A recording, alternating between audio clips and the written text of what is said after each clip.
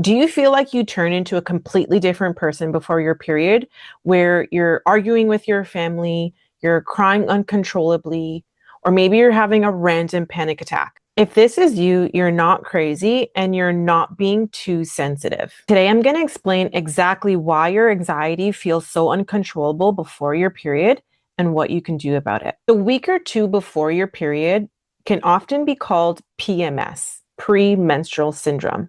And what can happen is women can mistakenly think symptoms like this are PMS when it's really something called PMDD, which stands for Premenstrual Dysphoric Disorder. That week or two before your period can often be called your PMS time.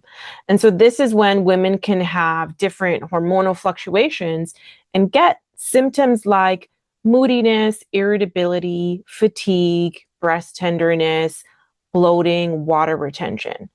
But the thing is, PMS often is mild, it's manageable. While not pleasant, it's still something where you can go about your day. PMDD is different. It's more extreme, and it typically has more psychological and emotional aspects. Common PMDD symptoms are things like paralyzing anxiety, fits of rage, deep hopelessness, crushing depression, for some women, feelings of self-harm. This happens in about 1 in 20 women, and it often is misdiagnosed where women think they just have really bad PMS, but it is PMDD. And the other differentiating factor is the significant effect on your life. It starts negatively affecting your relationships, especially your work life. You just can't perform like you normally do. And it happens every month. And so this is when things start causing problems. So let's dive into what is PMDD and why is it so different. PMDD is a little different because it has a stronger connection to your brain and how well your brain and hormones are communicating with each other. So here's the science of that made simple. Think of your brain as a car. A car has an accelerator, foot on the gas, and a car has the brake. When your brain has its foot on the gas, that's when you can feel things like stress, anxiety, excitement. And when your brain is on the brake pedal, that's when you can feel calm, relax, or get into a sleep. This brake pedal is called your GABA system, GABA. And so when your brain pushes on the brake, it will turn on that GABA system, making things calmer, relaxed, and smooth. Here's where your hormones come in. When we ovulate, that's when we release the hormone called progesterone. Progesterone then also goes to the brain and touches the brake pedal on the brain. And we just learned when the brain touches the brake pedal, it turns on GABA. And GABA means calm. So when your hormones and brain system are working properly, it means we release progesterone, the brake system gets turned on, and then so does our GABA system, making us feel calm and less anxious and content. But what can happen for some women around their period is progesterone might not be made enough.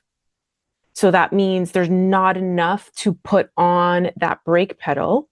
Or sometimes what happens for some women, there is progesterone and it's pushing on the brake pedal, but nothing's happening.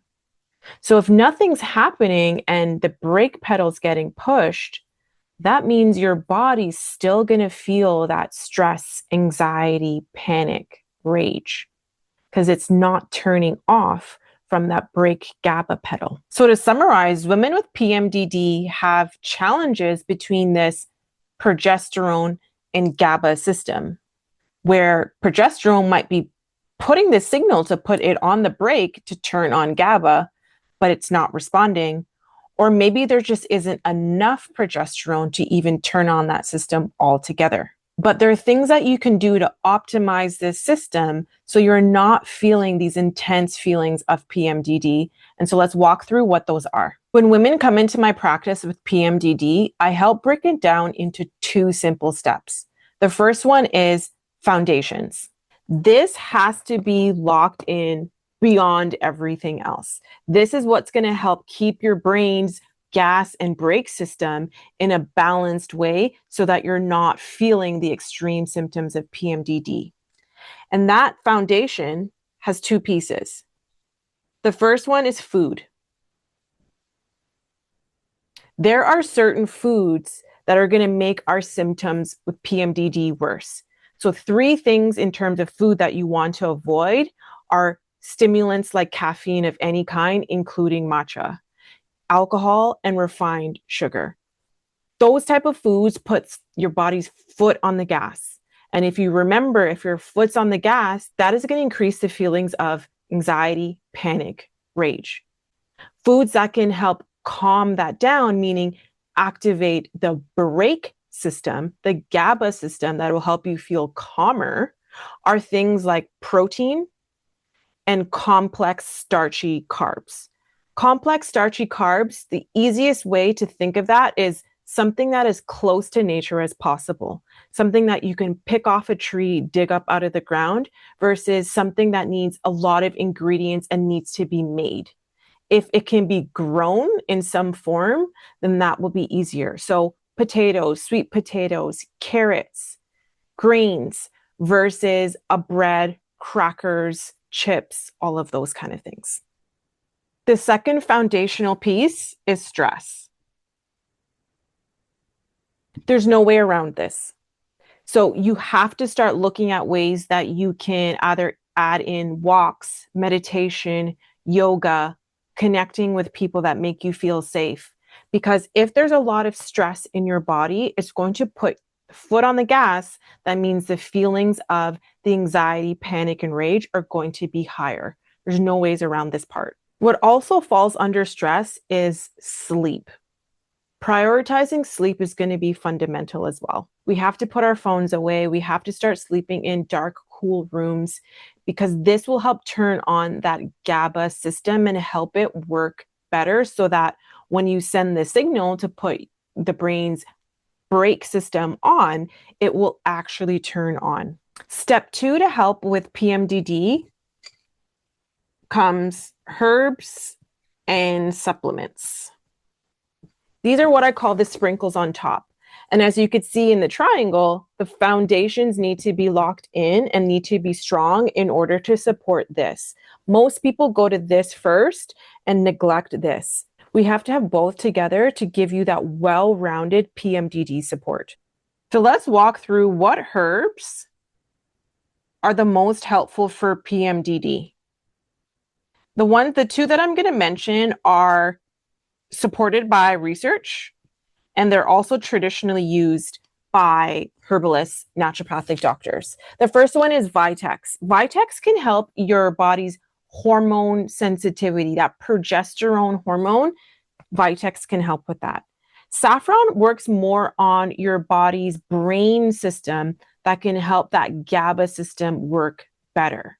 And so these 2 together is going to help both the hormone and the brain system to help ease some of those PMDD symptoms.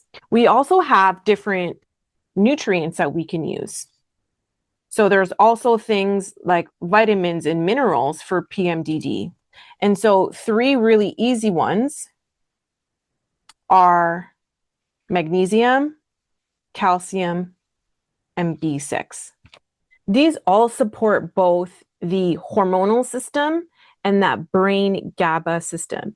Magnesium specifically will help your body with GABA. So if we combine all of these 3 together, along with some of the herbs and the foundational lifestyle pieces, you can have a very comprehensive toolkit to help you with PMDD symptoms. Remember, herbs and supplements are super powerful, but they're not a one-size-fits-all. It's going to be important that you check in with your individual practitioner to learn whether it's the right one for you and if it's safe for you. PMDD is very real. It's not you being weak, and it's not something that's just happening in your head. It's a miscommunication between your brain and your hormonal system around the time after you ovulate to when you get your period. When you can understand that, you could stop blaming yourself and start putting the things in play to help you support your biology. Try out the 2 steps I mentioned to help with PMDD and start tracking your cycles to see the changes that will come with that.